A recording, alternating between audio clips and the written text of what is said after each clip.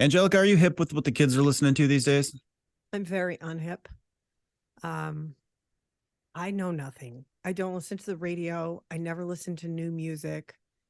If you look at my playlists, they're so lame. I just looked at my, most played 2022 list on Amazon, and it's a lot of Guns N' Roses, Metallica, AC/DC. And I mean, a lot of it, my kids have to listen to that stuff because they're taking guitar lessons and drum lessons, but a lot of it is mine. There's, random like Indigo Girls pops in there and REM and How does this happen to human beings?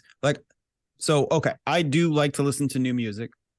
I am not fully up to date, I'm sure. I think there's lots of stuff that flies in there, but I listen to new stuff. I try to. I do some DJing stuff, so that really helps me because it forces me to find things because you run out of songs pretty quick. But yeah. how does this happen to people? Because I always judge people like you who don't keep up. But I mean, it's obviously it happens to almost everybody, right? At some point, I'm sure I'll completely stop as well. Why?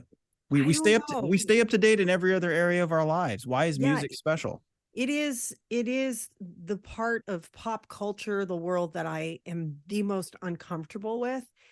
And I always kind of beat myself up and say, "Are you just not a music fan?" And I'm like, "No, I love music and I love different kinds of music with the exception of most country personally. I'm with you on that. But I really hate listening to the radio. I find DJs on the radio, like hosts on the radio, super annoying. And now it's so easy not to listen to the radio. I have satellite radio. What? Well, And first off, this tells you how old you are that you're listening. That the radio is even a consideration for you. Exactly. Yeah, you're right. You're right. Where do other people listen to music? TV, YouTube, internet. the Yeah, internet. Spotify, I don't have Amazon time to be Music. on the internet listening to music. If I'm on like Spotify, I will play my like favorite songs, and I like what I like, and I need to get with the program. Doesn't it get boring to you to listen to Sweet Child of Mine 27 times in a row? Yeah, I mean, I do think I have enough of a varied taste in music that I have so much in my library. I mean, there's so many random things that I like. But if you said to me, "I'll give you $1 million if you list 3 Justin Bieber songs," or I'm not exaggerating, 3 Taylor Swift songs, I would not have $1 million. I do not know any of the names of their songs. I can recognize some of them when I hear them, but I know nothing about them. I'm not a big Swiftie. I'm not at all a Swiftie, and there's a couple Bieber songs I've liked, but pop music is so varied as well. So, I don't know Justin Bieber, but I love Bad Bunny. Like he's amazing, and there's all these other new acts or I don't even know who acts. Bad Bunny is. You like reggaeton music? I don't know who Bad Bunny is. Bill makes fun of me. My husband makes fun of me because he's like, "Why are you still listening to that Pearl Jam, like Vitalogy, like all the time?" He's like, "Get with the program." And I'm like, "Oh, you're so cool. Blink 182 is so fresh." Your husband listens to Blink 182? Oh, Jesus. He's a professor. And my son plays it on the guitar a lot. So, yeah. Blink 182 has exactly 2 cool songs, and they both came out in 1998. What are the songs that you like? Josie and Damn It. Okay. I like a lot of their songs, and I don't know if it's just because, I have to listen to kids practice. But yeah, I need a coach to make me cool. This gets back to what we talked about in the last podcast. I can be your coach. I want to life coach. I want to impose my taste on other people. We've kind of talked about this. This is like my one calling in life is to make force other people to listen. This is who I am. I go to a party and I put my music on. Everyone hates me. Okay. For a good reason. I have an assignment for you. Make me a playlist. Go to nickvoll.com and listen to any of my many DJ sets. But do you think you can make a specialized Angelica, you're so fucking lame, here are some songs that I think you'll like list? So you need something special. I guess. You have so much time to make me a special playlist. I know, right? Yeah, sure. I have a child and a job and a podcast. Okay. I will look at all of the songs, the list that you've curated so far. They're not song lists, they're DJ mixes. So they're like half hour mixed together, artistically. Okay. But it's all rap music and dance music. So if you don't like those, you're out of luck. I love rap, but I'm like, oh, Snoop Dogg. That's so old.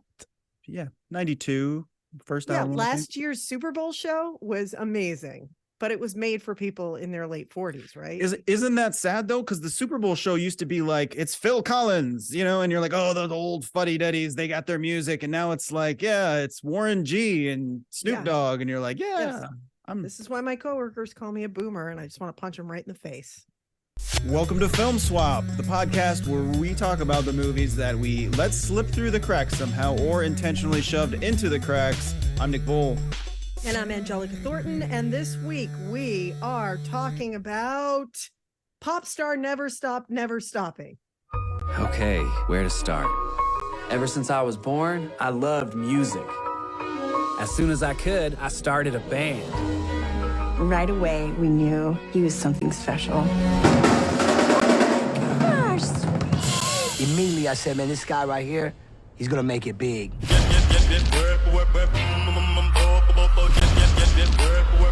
Pop Star Never Stop, Never Stopping came out in 2016. It is a mockumentary musical comedy directed by Akiva Schaffer and Jorma Taccone, also known as 2 out of 3 members of Lonely Island. They are joined by the 3rd member of Lonely Island, Andy Samberg. It is produced by Judd Apatow, has a whole bunch of celebrity cameos. It was it was very much a big box office failure. I think it's a hilarious movie. It now has a huge cult following. In the movie, Connor Friedel is a musical prodigy at an early age, and he forms a pop rap group called the Style Boys with his childhood friends Lawrence Dunn and Owen Bouchard. They almost instantly gain fame in the music industry, and then Connor goes solo. This movie tracks what happens on his tour after he goes solo, and as his popularity declines, he assesses his life and what's brought him to this point so far. It sounds very serious, and there's some emotional stuff in there, but it is a very, very funny movie. Angelica, why had you not seen this movie before? I'm not sure. It kind of escaped me. I don't even remember hearing about it. I also haven't seen This is Spinal Tap, by the way. What? Yeah, I know. Put that on the list. Oh, it's going. Just blew your mind. How can this is one of the top 5 comedies of all time? I know. It's one of those things that I always feel like I have to have the perfect amount of time, and I have to be in the right mindset to watch it because the expectations are so high. So I need to watch it. That needs to be one of our movies, and it needs to happen soon. Okay. I don't know why I hadn't seen this one. Just didn't. And I'm okay, I think, at 48 years old, admitting that I pissed myself a little bit watching this. Truly. That's the highest compliment. This happens sometimes if I jump on a trampoline or dance too hard or if I laugh too much. It happened. Those are all equivalent experiences. Yeah. And it happened relatively early in the movie, and I was worried it was going to happen again. It was Connor taking a shit in the Anne Frank house. Oh, yeah. Do not go in there. I died. Also, it almost happened again when Sarah Silverman said, you look like Matthew Modine with a peanut allergy. I don't even know how I'm going to get through this podcast because this movie was so funny that I can't talk about it without cracking up again. That whole scene with him in that disguise, I was howling. It was so good. I don't know how any of the actors got through that. I don't know how this only got a 79% on Rotten Tomatoes. I don't know how it didn't make a lot of money. I think it lost money. It did. It lost $11 million. I don't understand it. The script is so funny. The jokes are brilliant. They're so dumb, obviously, but so good. Like smart dumb, though. They're smart dumb. It's perfectly deadpan in the right places. It's so good. I'll never say Deborah again the correct way. It's Deborah. When I go to work, it's going to be hi, Deborah Knapp. Never again, Deborah. That's funny. Well, I'm glad you liked it. I have seen this movie now several times. It is one of those that you can just put on and catch something new every time. It's still funny, even though you know what many of the jokes coming are. I think one of the reasons it really, really works is because the Lonely Island guys, I really enjoy their music. And this is so specific to a person like me who is a white male of a certain age. who grew up listening to rap music, just they hit that sweet spot of nostalgia while also being funny, and like they're good at rapping, or good enough at rapping. So I think there are some elements there that appeal to me specifically with their stuff. I mean, I like their albums. I like, the stuff they did Saturday Night Live. I like their other movies they put together. So this is just like the perfect combination of all the things that those guys do so well in one movie. I feel like this movie was made for you. And I was thinking about you as I was watching, and I'm like, oh my God, Nick's a DJ. He must have just died the first time he saw this. And I feel like it's the kind of comedy that you would like. I've never seen cameos used so brilliantly. This is like I mean, there's so many of them, right? I don't think we could list them off. Mariah Carey was awesome. She was so good. Yeah. I don't think she's a particularly good actress, but she seemed really into it. She can play Timberlake. She can play herself, yeah. Yeah, Justin Timberlake was so great. Of course. Adam Levine, Pink, Emma Stone, Will Forte, Simon Cowell, Questlove, Usher, Kevin Nealon, all of them. They were so good. I was so happy every time someone popped up. Yeah. I mean, there is those little, Easter eggs for you. And I think that the mockumentary format really lends itself to, so many of those were just talking heads talking about Connor and his bandmates. And I think that really works too, because as a narrative device, it tells the story very, very quickly and fills in a bunch of gaps that you don't know about. And they don't have to waste too much time in exposition, because with the talking head, they've done it in one sentence. That they were a big deal, Style Boys. That the falling out was pretty, well covered and publicized and sort of infamous. And then you get all that crap out of the way so you can really focus on the funny stuff, and then the actual sort of emotional core of the movie, which amazingly to me, there is. It's not just a series of jokes strung together. It's about friends falling out with one another, resentment and jealousies, and, recognizing who the real people in your life are and things like that. I think it's really clever in the way that it gets to that without having to spend too long setting it all up. I think the mockumentary is a perfect vehicle for something like this, where you really want to pack it all in. I don't know a ton about The Lonely Island. Obviously, I've seen all the SNL digital shorts and stuff, and they're fantastic. I haven't seen any of the other movies. But this could have been bad. It could have been like an SNL digital short dragged on, or like sketch comedy dragged on for whatever it was, 86 minutes. Which hasn't worked so many times. I mean, all of those SNL spin-off movies, there have been so many failures, but they nailed it. I think they nailed it. And it was like rapid fire jokes, but the story slowed down where it needed to slow down. And you're right, there was an actual plot. It wasn't just like, you and I have talked about this, The Family Guy, which is just jokes thrown at you. With no rhyme context. Or reason, kind of no context. Exactly. And well, I mean, just a slight digression to Family Guy. Also, half the jokes on Family Guy are no punchline. Even they're just references for this. The reference is the joke, and that's not a joke. That's a reference. Yeah. And that gets so old. And they don't have that. Yeah. I mean, I think the Martin Sheen punching him out was awesome. Yeah. I'm just like, all of these flashes of the movie are popping into my head, and I kind of feel unprepared talking about it right now because I have only seen it once. So I need to watch it a couple more times, because I'm sure I missed a ton. Oh, yeah. I definitely picked things up as I went along. I think one of the more interesting undercurrents of the movie, too, there's some racial awareness. He becomes aware, is always sort of aware that he's the white guy in a black world, and he's sort of a poser, ultimately. Yeah. And that's kind of interesting. I think it's interesting, too, the whole idea of the sycophants and fame, and how, not everyone you encounter is actually on your side, and him growing up a little bit and stop being so naive is interesting. I think it's interesting too that they don't make him just a straight up jerk, but he is just a little bit of a jerk. Yeah. You know what I mean?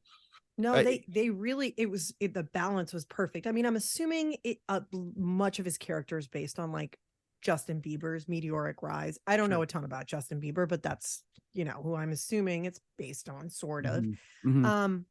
So this is supposed to parody someone like him, but it's not mean. It's kind of doing what Hot Fuzz did. Sure. Yeah. It's a loving homage to hip hop and to. Exactly. And just making it sort of ridiculous and fun, but it's never really mean spirited, which I think is awesome because they could have easily gone down that wrong road, you know.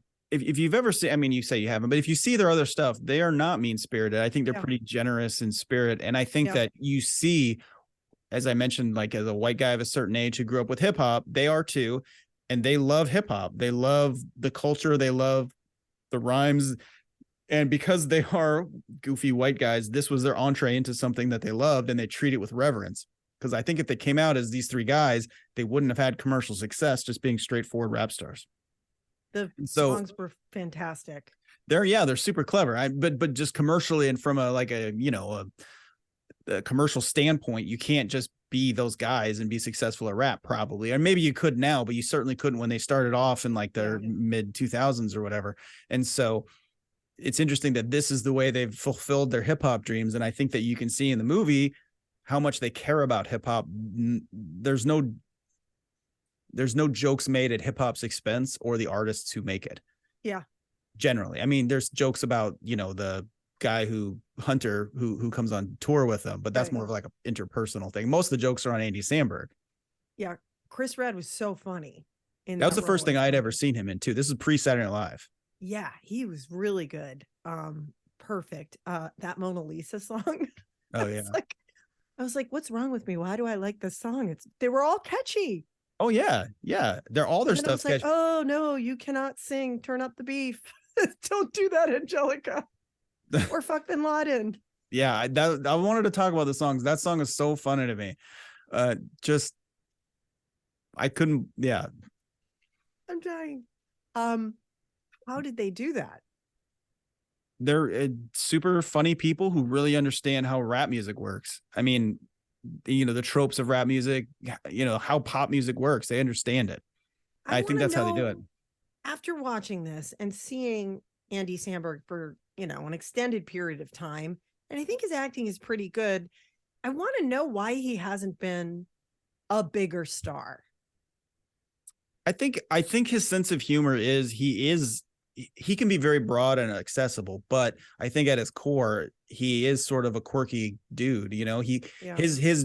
His brand of comedy is poking fun at someone just like himself, a white, kind of dorky white guy of a certain age who loves certain things. You know what I mean? If you watched Brooklyn Nine-Nine, which was a great show, he was just sort of seemed like almost an exaggerated version of his public persona. I mean, they're all in the same universe, his characters. Yeah. I don't know how much range he has, but he's very, very good in his range. Have you seen Palm Springs? No.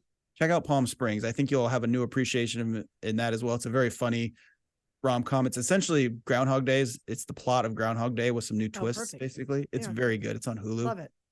I've seen that one a couple of times. It's pretty good. Forgot what I was going to ask you. Well, and the other thing while I'm talking about things you should watch is watch on Netflix the Bash Brothers Experience. It's a half an hour. They call it a visual poem, but it's a half an hour musical comedy. It's all music about the Oakland A's in the late 80s with Mark McGuire and Jose Canseco. It is so funny and weird and full of cameos and catchy as hell. It is so good.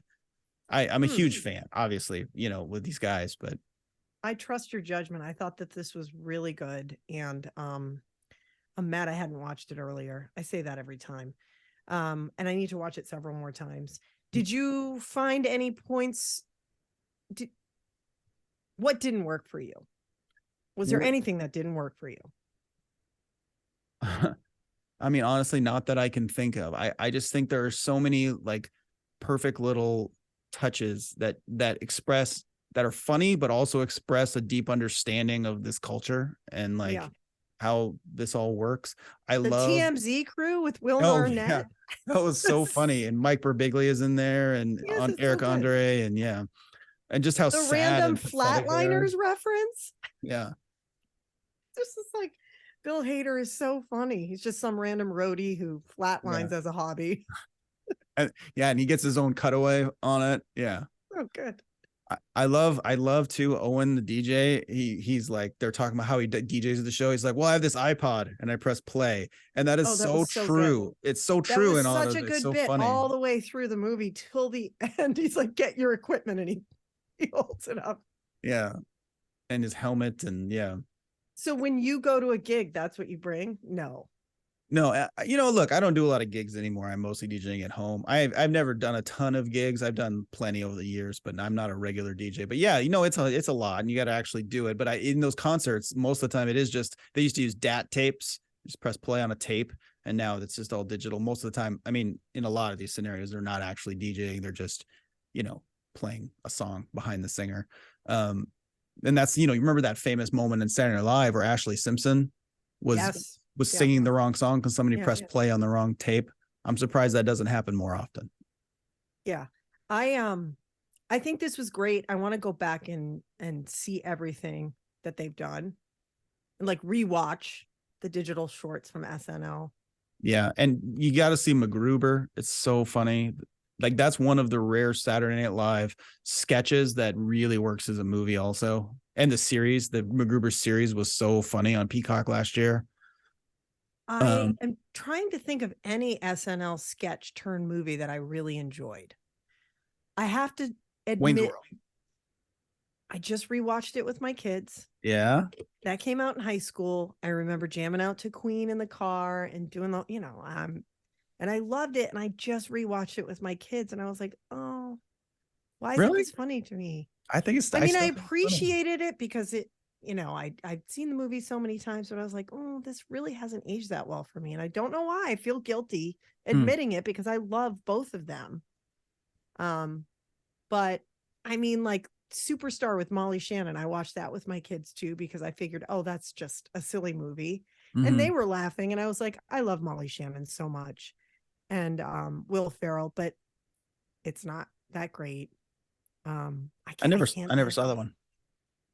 It's all right. I mean, it's just there have been more failures in my mind than successes coming out of SNL. So this is so awesome to see, him succeed like this. Yeah, and this isn't. I mean, I think one of the things that helps it is that it's not actually an SNL sketch. It's their thing. It plays off their persona and their public image for sure, but it is an original story, which helps a lot because it allows them to expand what the story is. It's not as simple as Molly Shannon sniffing her armpits or whatever.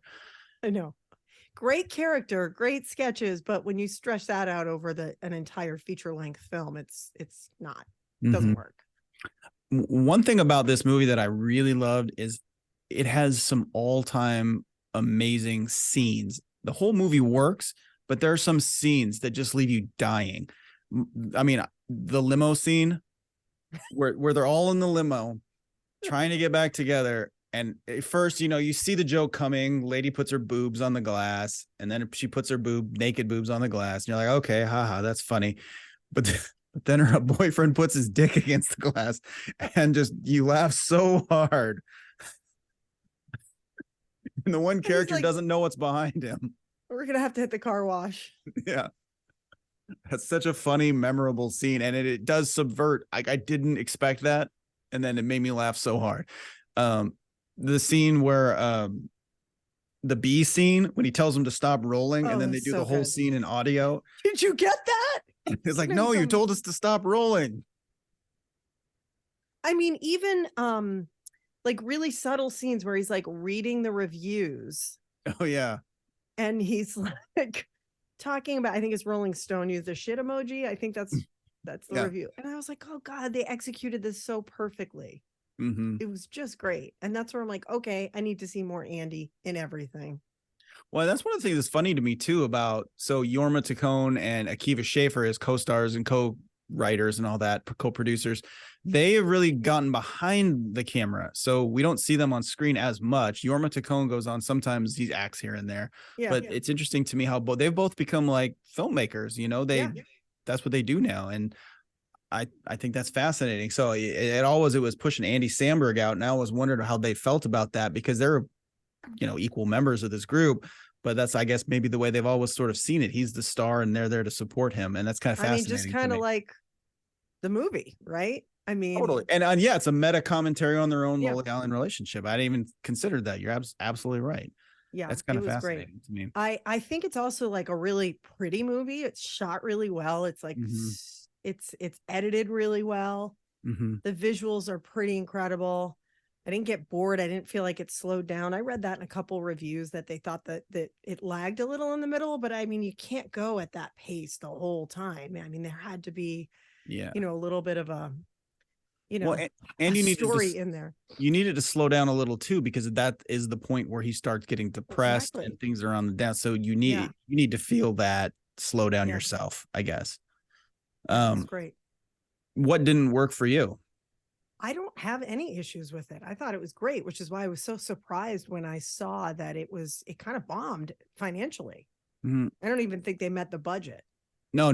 They lost. I mean, they spent $20 million to make it, only brought in $9 million at the box office. Yeah. And I can see in some ways how it might not have done well internationally. It seems like a very, American, but still it's surprising. And I think that speaks to how in some ways they don't promote movies that aren't big blockbusters. And also my wife and I've been talking a lot about this lately, how Reese Witherspoon, how smart she is. She's been doing these movies that exist in like this middle zone. Like, it doesn't have to be an indie and it doesn't have to be a blockbuster. It can be a mid-budget movie and still find an audience and make money, but they don't make them like they used to. And they don't promote the ones they do make because they want $1 billion movie. A $50 million movie isn't enough anymore, even if it makes a lot of money. Yeah. And I kind of feel like these guys, I mean, obviously you make money and you want to make your money back, but I just feel like they're not out for a blockbuster, and maybe that's why they haven't turned into huge superstars. Mm-hmm. Yeah, because I feel like totally Andy Samberg wants to do the projects he wants to do. Mm-hmm. And he's really careful about the choices he makes. Well, and it's like that Bash Brothers special on Netflix I mentioned to you. They had some time off. They started making some silly songs and they decided, let's make something out of this. They didn't even have a deal anywhere. They just wrote this whole thing before they had any guarantee it was even going to get made. They got some tiny budget from Netflix and they did it. They spent 6 months or 3 months or whatever it was making this thing that was going to make them zero money just because they knew it would be funny and cool. And I think that's sort of their MO. And sometimes it works out and sometimes it doesn't, obviously financially, but I think artistically it does. I always wonder why more actors and don't do that. You've made a ton of money and you see these actors who are just working. And it's like making hit after hit. That's probably, what's the word I'm looking for? Oh, I'm trying to be nice here, but they're selling out a little bit.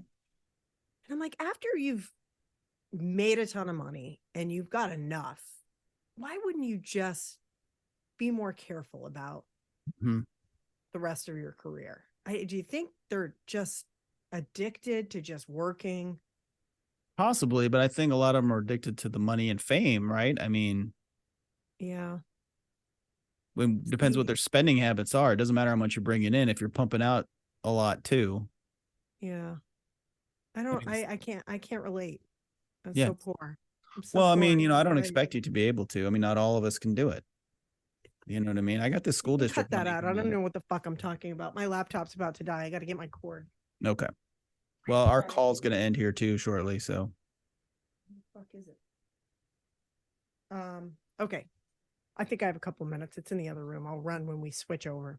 Okay. We got 6 minutes left on this. Okay. Sorry about that. What haven't we talked about? We usually talk about casting on this podcast, but I feel like that doesn't really apply here. Yeah. Because everyone was in it. Yeah. And the only cast that really matters ultimately was the three of them, and they made the movie. So exactly. I do find it interesting that even though Andy Samberg is the biggest star in the group, Akiva Schaffer is the strongest rapper, and it's pretty clear. It's funny to me. I mean, they're all good at rapping, but he's very much the strongest rapper. So that's kind of funny to me that he sort of takes the backseat there. But yeah, I just the lines that were coming at us through the whole film, like Costco samples like a motherfucker. I was like, where do they come up with this stuff? It's like an extremely specific point of view of some suburban white kid. It very much is. That's their whole MO. And I think that's great. I mean, it is who they are. And, and it's funny in an industry of hip hop where authenticity is supposed to be the thing. That's who they authentically are. So that's why they're kind of cool in that way. To me, I don't know if they're cool to like young people, but I think that's part of the reason I think they're cool is because they just are who they are. Even if they're making dumb jokes, you can kind of see the core of who they are at the center of those dumb jokes because they are almost always the butt of those dumb jokes. Yeah. Because they know how lame they are. How great was Seal and the Wolves? Yeah. Great How scene. the fuck do you think I got these scars? Fucking wolves. Yeah. Also, his fiance Ashley Wednesday is played by an actress who has my favorite name of all time for an actor, Imogen Poots. God, what a rough name to have. Is it Imogen? Imogen. Imogen. There's no E at the end, so it's Imogen. So I'm guessing it's Imogen. I have no idea. I've never heard that name. Imogen Poops? Poots. Imogen Poots. It's Yeah, just that sounds like you need an ointment for that. Mm-hmm. Doctor's prescription. Also realized after this that I need a perspective manipulator. I like that idea. Mm-hmm. Yeah, I think K2 should hire someone to stand. How short must this person be for you to be taller than them? It's incredible because every time I'm at Costco or Fred Meyer, some old lady comes up to me and says, I can't believe how short you are in real life. I thought you were 6 feet tall. And I just say, well, I have a tall face. I think I have a tall face. I have a tall face. Everyone thinks I'm tall. I stand on boxes when I have to stand next to a tall person. So I'm 5'4". It's not that short. It's not that short, no. But if they get someone who's 4'11", 5 feet tall to walk around with me, that'd be great. I like somebody comes up to you and says, I can't believe how short you are. And you can say, I can't believe how ugly you are. That's People are generally nice, but I do get a lot of, gosh, you look so much better in real life. Oh, really?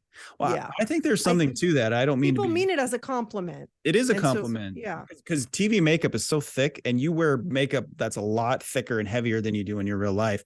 Yes. And I think it looks better. You know, you need that for TV. I get that. But yeah. I don't need to be walking around the grocery store looking like a corpse. That's not good. Yeah. I do that just naturally. Just for fun. Yeah. I tried wearing makeup when I first was going on TV and I just couldn't do it. It didn't matter. It doesn't help me. I look like I look. I'm going bald now. So now I really need look at this. I'm going to start needing some powder on top probably. All the dudes who've been on TV for decades wear makeup and they have to because they would look a lot worse if they didn't, but none of them know what they're doing. And it's always the wrong color. And it's like HD TV is the worst. I mean, you could see our actual faces and that's not good. I think people make this assumption too with local news that you guys have like a hair and makeup person. Oh yeah. That's hilarious. I really think people believe that. 15, they ask, they say, oh, you have to do your own hair and makeup. I'm like, if I didn't, I would look a lot better. This is 15 minutes of rushing, like 4 weddings and a funeral style, rushing, swearing, just barely making it in the seat because you were busy doing other things. And, you left your hair and makeup until the last minute. We all do it. I don't know anyone who spends a lot of time on hair and makeup. Mm-hmm. Gianola, probably. Chef. He wears a lot of makeup. That's all I'm saying. Is it hard to keep your skin in good shape with all that makeup? I would think because you take it off right away. Take it off, but also it's the same makeup normal women wear. There's no TV makeup anymore. It's just regular makeup. It just seems very heavy. It just, especially for someone like me, I think it seems heavy because I don't usually wear a lot of makeup in my real life. So the contrast is stark, but there are a lot of women walking around out there who could walk right on the set and be TV ready with their normal makeup on. Mm-hmm.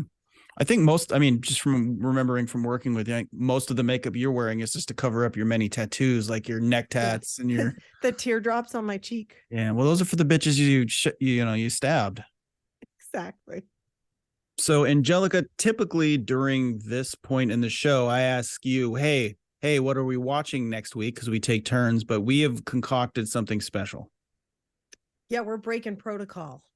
And we are going to shit talk the worst holiday movie ever, Love Actually. Yes, this is going to be controversial because I know that there are a lot of people who think that this is in fact a good movie when in fact it is actually a steaming pile of dog shit. I think we'll blow their minds and they'll never watch this movie the same way again. I hope so. I cannot wait to tear this movie apart for the purpose of the podcast and for you people listening and or watching, we rewatched this movie, even though we know we hate it, and we did it for you because you deserve to know the truth. We're getting It's deep so on this bad. podcast. It's so bad. And when you see why it's bad, you're gonna just be baffled by why you ever liked it in the first place.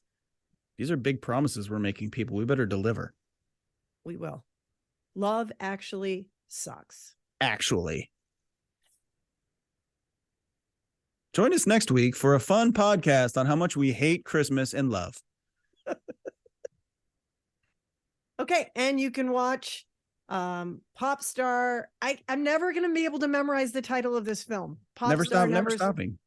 Pop Star Never Stop, Never Stopping on HBO Max and pretty much everywhere else. You know what you should do? Don't watch it on HBO Max.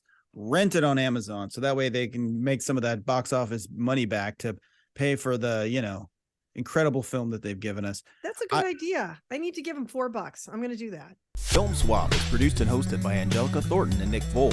You can watch or listen on YouTube, Spotify, Anchor, Apple Podcasts, and Google Podcasts. Follow Angelica on Twitter at Angelica KATU and follow Nick at Nick Voll. Share your thoughts on the films we discussed there, and we might just read them on the show. Music by John Michael Farley and Nick Voll.